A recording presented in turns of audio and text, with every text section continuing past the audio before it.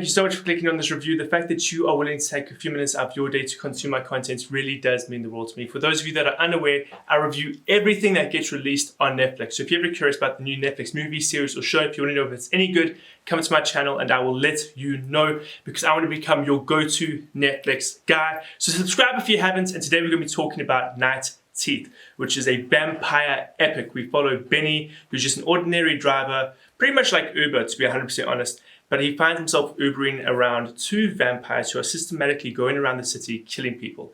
And he finds himself in this turf war between humans and vampires. And that is the crux of this story. But there are actually so many subtle layers to this film that caused me to fall in love with it. After watching the trailer, I was a little bit nervous, but I really found myself enjoying this film. While it's not perfect, there's definitely a lot to enjoy in this movie. So let's just start off firstly with the performances, okay? I think Debby definitely stole the show with this film. In my opinion, she was the protagonist of this film. I cared a lot more about her story and her journey than I did about Benny. Unfortunately, Benny himself can become incredibly unexciting and unengaging throughout the movie. He's constantly this nervous wreck who needs to be reassured, who needs to be looked after. And while I can completely understand why a human would be scared to interact with vampires, it can get a little bit old because throughout the whole movie he's always scared. We see very little character development from him in that regard.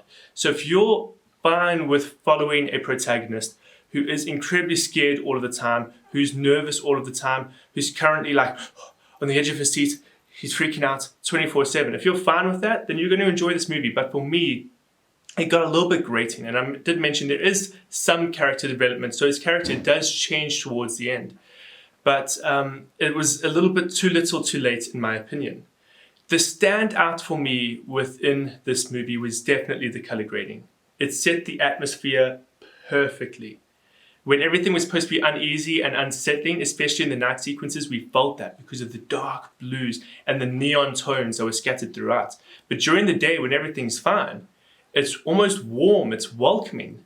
We especially get that in the introductory sequence for Benny. We get to see that he's a positive guy. He likes to live life kindly and politely, and he's just a genuine nice guy. And the color grading reflects him in that opening sequence. And then another thing that let the film down for me is unfortunately the way the world is built. The world building I felt was a little bit disappointing. I mentioned how there's layers in this film, and that's because there's a lot of different things that tie this world together that make it unique and separate from our own.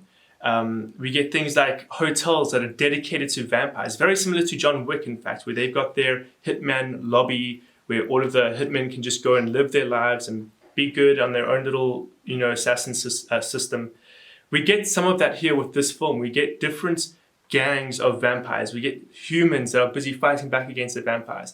The issue I have with this is that it's never really explored. We're kind of told like, oh yes, these are vampire hunters and this is a vampire society, but that's all we get. It's incredibly surface level. And I kind of wish we just got a little bit more depth to that. I wanted to know more about this world. I will also say sometimes the dialogue let me down a little bit. There's a few times where I'm like, that would never happen in a real life situation. That's simply a result of a scriptwriter wanting to show that the character's feeling a specific way. And so that was a little bit disappointing. But even with all of these negatives I'm pointing out now, this was still an enjoyable film. I found myself enjoying it quite a bit. And if there is a sequel, I'm definitely going to watch it, especially with the way the first one ends. You know what I have to say for a vampire film, there's definitely the tension and the suspense that you need for these vampires to be dangerous, to be credible. I would never say I found myself being scared or worried about the protagonists in regards to their futures and their survival. But I was definitely invested enough in their story to want to care. I mean, at the heart of the story, it's a story of Benny's survival. What's he going to do in order to survive the situation he's found himself in with vampires surrounding him all the time? And he's got no experience with any form of self-protection, even against humans. Now you throw vampires into the mix. How is he going to survive that? But guys, at the end of the day, I would recommend this to those of you who enjoy vampire stories, whether that's Vampire Diaries, True Blood, Twilight, anything in that sphere of things. If you enjoy vampires, in fact, I'd also throw Underworld in there. If you enjoy vampires, give this film a watch. I think you'll enjoy it.